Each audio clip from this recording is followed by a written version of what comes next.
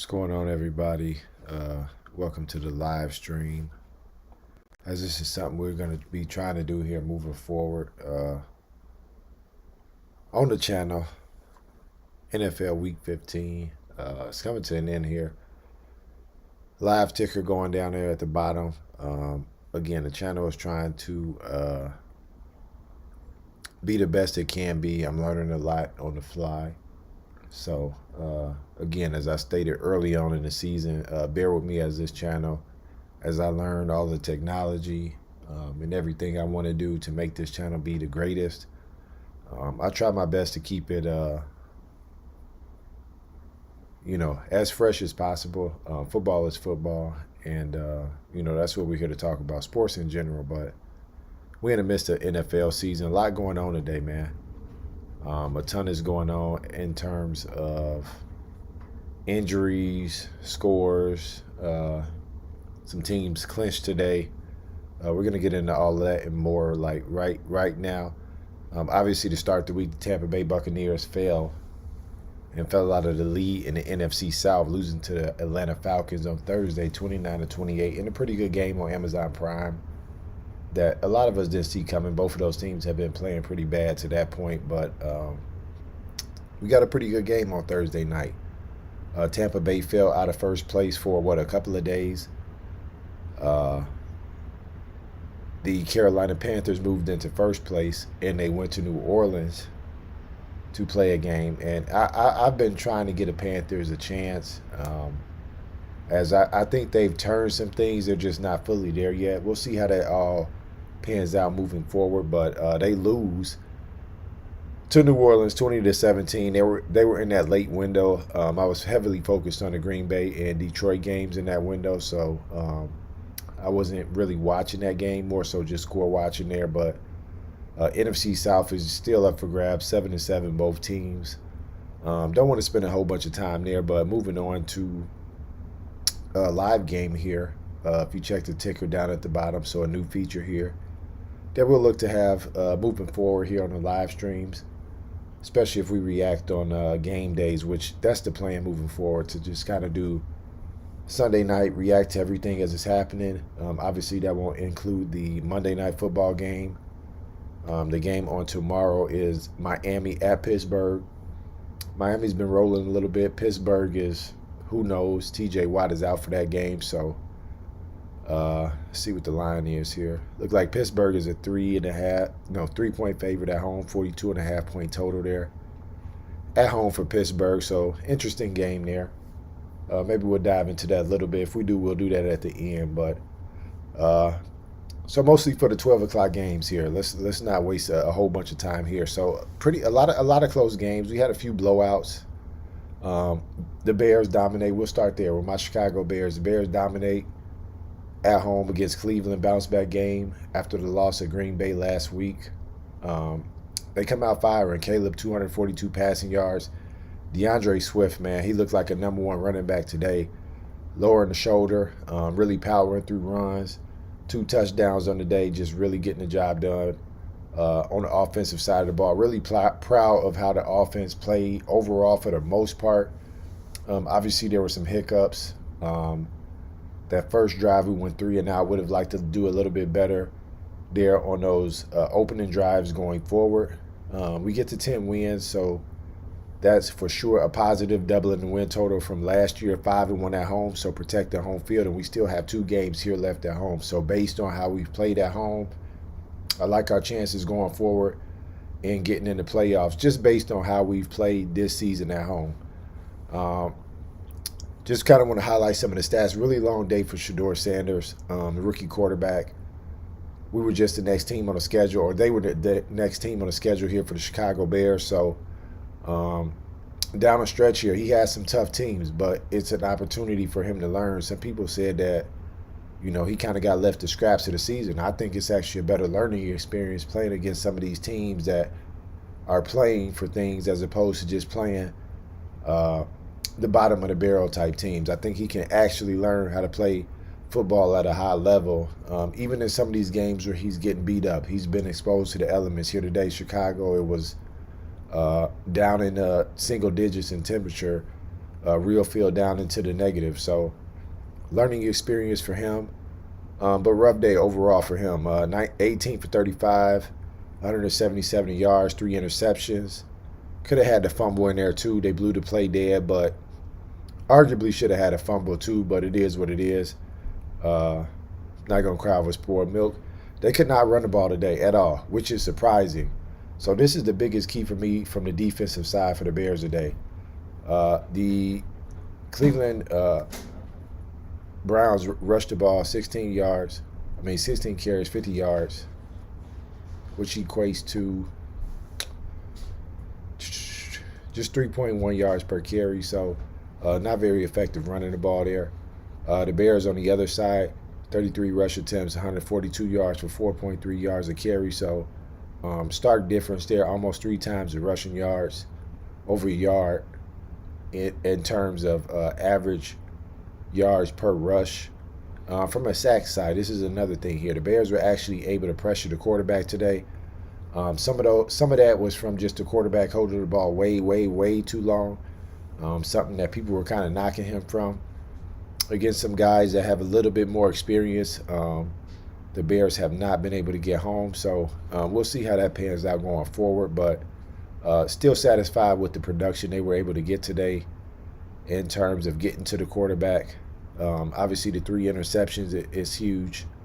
Penalized, 4 penalties of 6, 4 penalties for the Bears, 6 for the Cleveland Browns. Time of possession, just 5 more minutes for the Bears, 32 minutes. Closer to 33 minutes for the Bears to 27 minutes for the Cleveland Browns.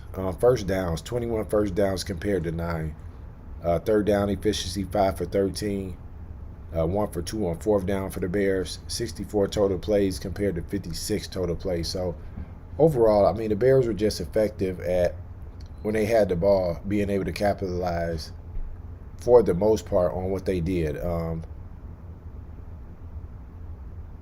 The defense today. The defense was something that, coming into this game, that I would have said that I wanted a bounce back spot from these guys, and they brought it. Being able to stop the run, getting the takeaways.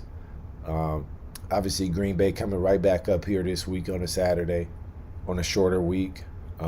This is a game you wanted to bounce back from. But I think in terms of what the defense, getting them psychologically ready to play, any elements, really cold game here. I think this was a really key win for them. They came out and really, Dennis Allen had a really good plan. After the loss last week, they gave up a lot of big plays. They gave up a few big plays today, but nothing that hurt them. Obviously, only giving up 3 points on the scoreboard. Really good. Luther Burden. This guy, the rookie, really the rookies of the Bears. I want to highlight Luther Burden first. 7 targets, 6 receptions, 84 yards. Had a 40-yard play in there for one of those catches. DJ Moore, only 4 targets, 4 catches, 69 yards, 2 touchdowns.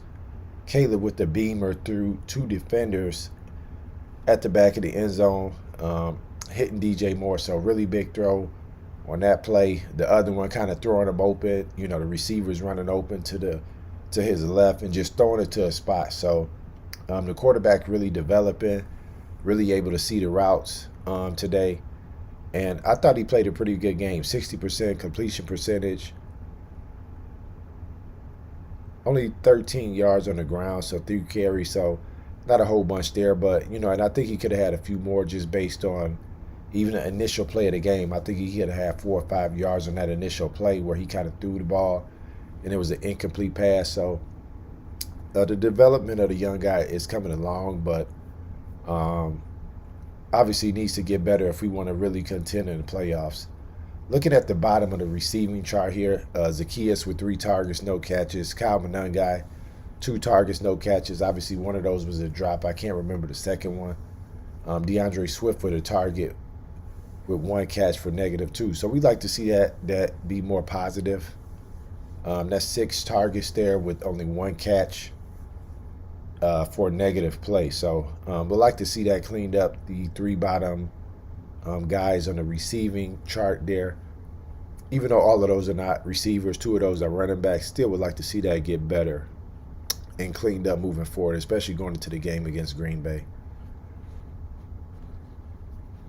Looking at the rest of the league here, Buffalo gets a huge win going to New England, keeping a shot at the division still alive for them, winning 35-31. Um, Obviously, a lot of people talking about Drake May as a MVP candidate, maybe favorite, depending on who you ask. Obviously, Matthew Stafford's in that conversation. Not his best day today. Not obviously god awful, but he could have played a lot better. 14 for 23, 155 yards. He did have the interception, no touchdowns, sacked 3 times. TreVeyon Henderson was the reason they were able to really get some production. Drake May effective on the ground though. Four carries for 43 yards, 2 touchdowns. So New England really effective on the ground today, not through the air. 25 carries, 246 yards, 4 touchdowns, which is all their touchdown. Obviously, to get to 31, they have another field goal there. On the Buffalo side, Josh Allen, 19-28, 193 yards, 3 touchdowns.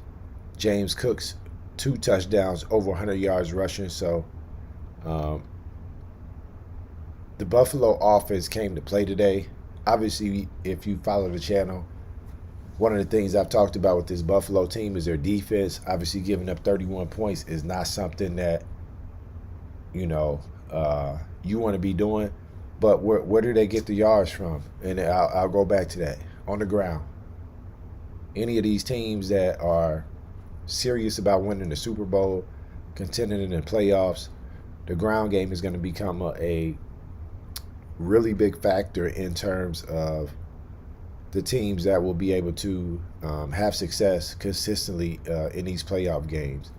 The fact that New England ran for 246 yards on this defense lets me know that everything, although Buffalo won this game, everything that I think about this Buffalo Bills defense is true. A defense that I do not trust.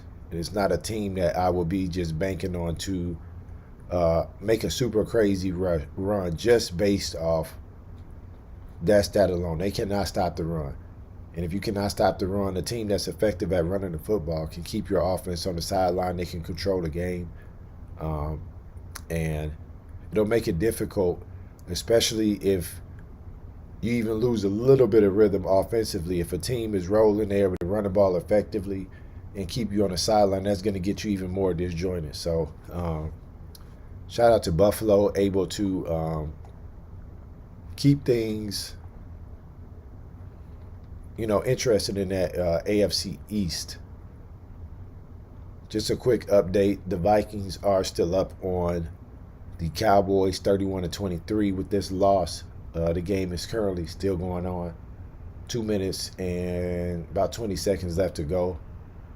Minnesota does have the football, so it looks like they'll be able to take care of business. If they're not able to get a first down here, the Cowboys will be able to get the ball back here and try to get a touchdown. If the Cowboys lose today, they're pretty much eliminated from, for sure, the wild card. But, I mean, it may be an outside shot. I can't do the math off the top of my head that quickly. They may have an outside shot at still winning the division.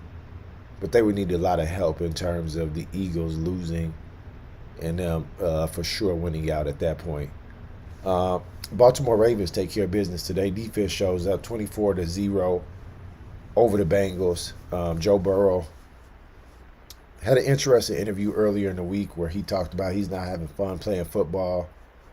The Ravens obviously needed that win to keep pace with Pittsburgh that they lost to last week at home. So the Ravens with a huge win here.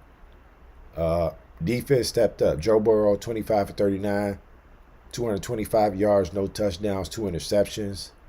Jamar Chase getting most of that work. 10 catches for 132 yards. Obviously no touchdown because Burrow didn't have any. And really nothing outside of that. You got Chase Brown, the running back, with 7 catches for 37 yards. Derrick Henry, 100 yards on the ground, no touchdowns. Lamar Jackson, just 8 for 12. He did get 26 rushing yards, 2 touchdowns through the air. So pretty much a game that although they scored 24 points, the defense won today here for Baltimore. Time of possession was dominated by the Ravens. Red zone efficiency, both 0 for 1 in the red zone. So the plays that Baltimore did score on came from outside of the red zone. 198 passing yards compared to 198, or excuse me, 128 compared to 198. But the rushing yards, 189 for Baltimore compared to just 100 for Cincinnati. 2 turnovers just to 1, and a defensive and special teams touchdown also for the Ravens. So offense still just not firing on all cylinders for Baltimore.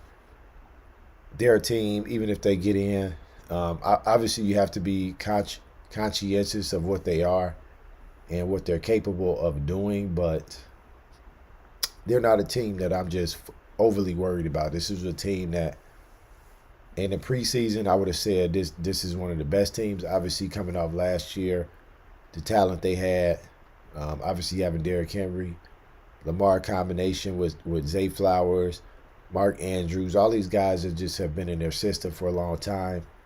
I would have thought that Baltimore would have been a lot tougher task.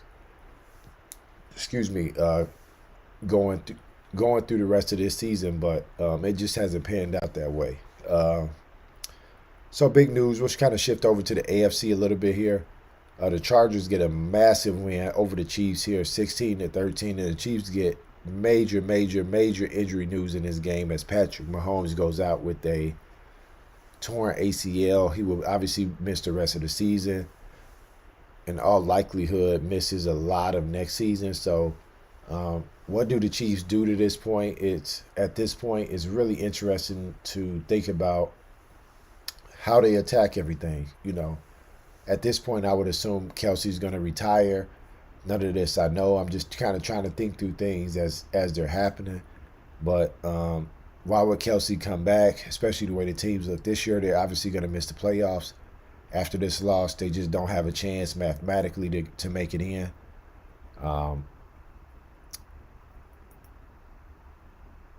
I guess you sign a veteran quarterback.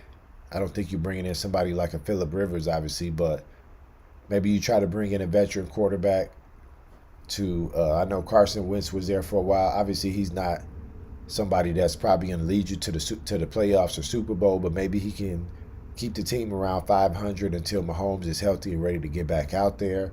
Or do the Chiefs even bring him back next year to play? Maybe they sit him out the whole season. Andy Reid is not getting any younger, so what do they do in terms of how they attack the future will be very interesting. But the Chargers get a big win at Arrowhead. Was that only the 3rd loss in the season for the Chiefs at home? But this team just hasn't looked the same this year as they have in years past. I'm not going to get into a whole bunch of the breakdown here. I'll kind of highlight just a little bit. Herbert, 19-29, 210, a touchdown, 1 interception. Mahomes, no touchdowns. He did have the rushing touchdown, but no passing touchdowns. Did have the interception.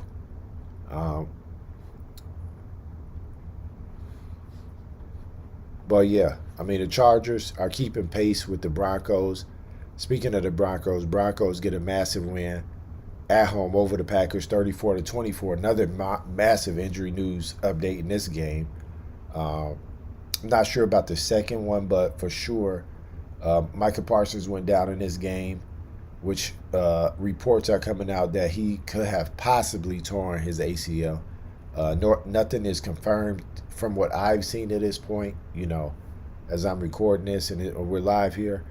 But that's going to be a big blow for them. Obviously, they gave up a lot to get him. And Christian Watson also went down with, at the time, it looked like a shoulder injury. I didn't see any updates on him, but just the way it looked like a shoulder injury. And obviously, they're coming to Chicago this week. I would like everybody healthy.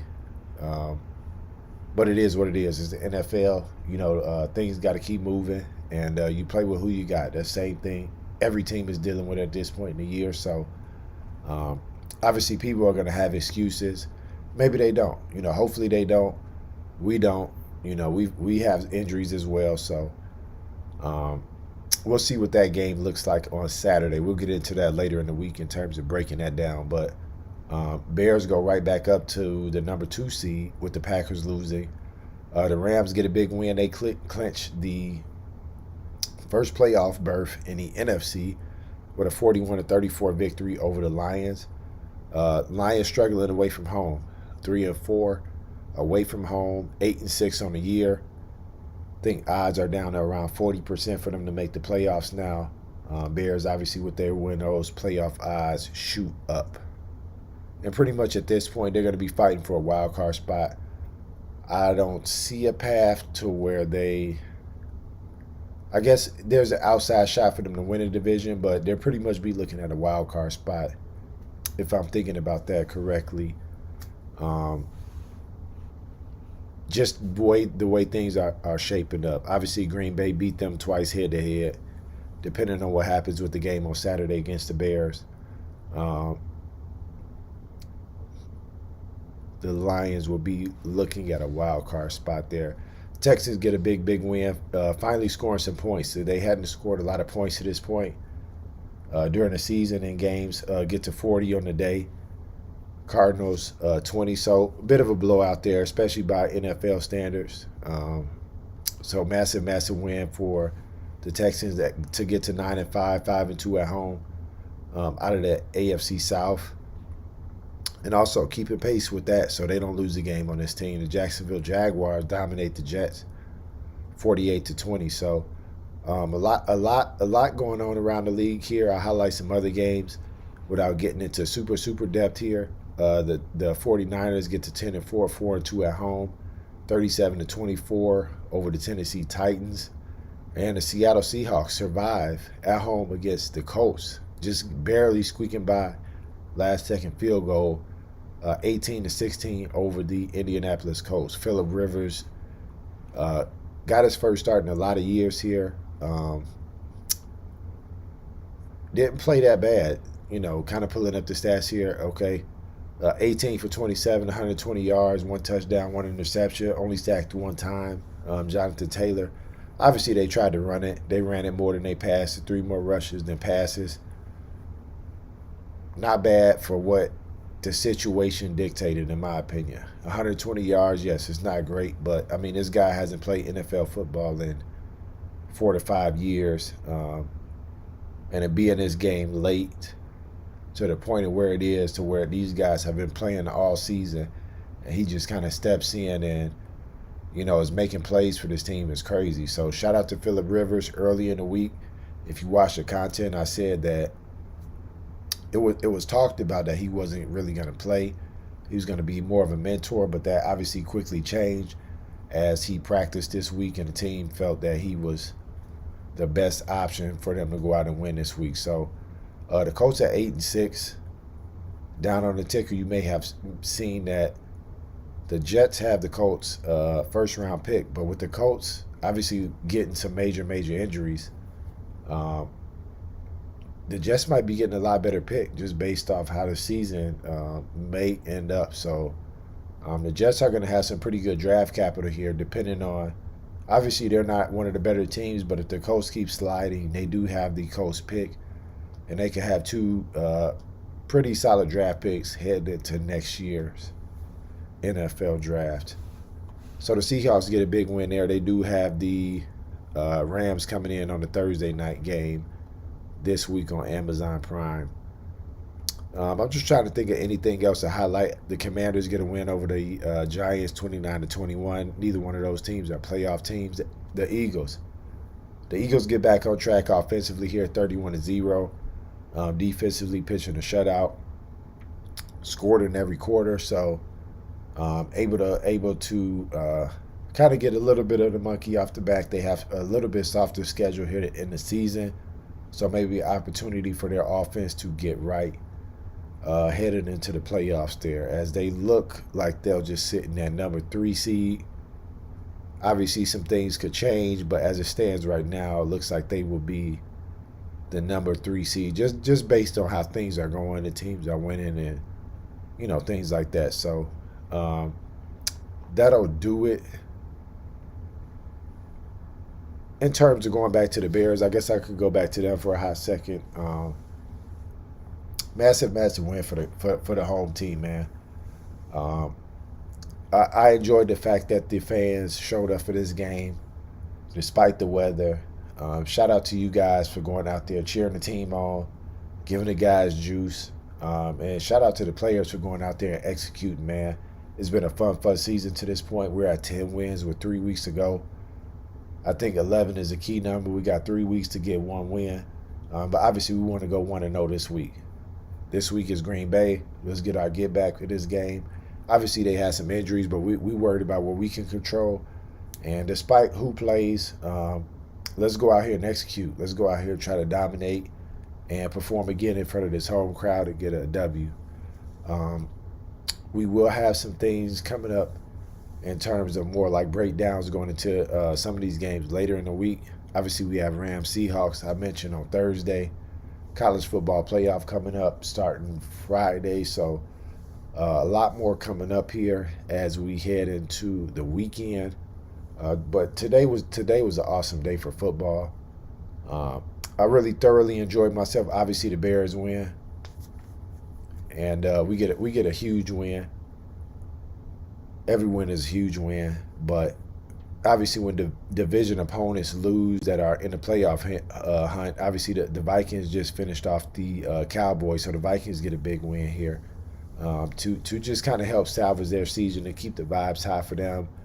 In terms of just heading into next season with their young quarterback, I think they want to finish strong, but Green Bay and Detroit both losing just makes the day a little bit sweeter just because those are teams you're in direct competition to. So I am really looking forward to this game on Saturday night against the Green Bay Packers. Despite who's playing, I hope Micah did not tear his ACL, but from the looks of it and the way it just happened, it's probably likely that he's not playing this week. But regardless of that, we're looking to win a division. We're looking to get back on top. We're looking to execute, go 1-0 against this team this week, and we'll face the other teams that we have left coming up when we get to them. That's all I got, man. It's been a long day. Thank y'all for watching. Like, comment, share, subscribe, and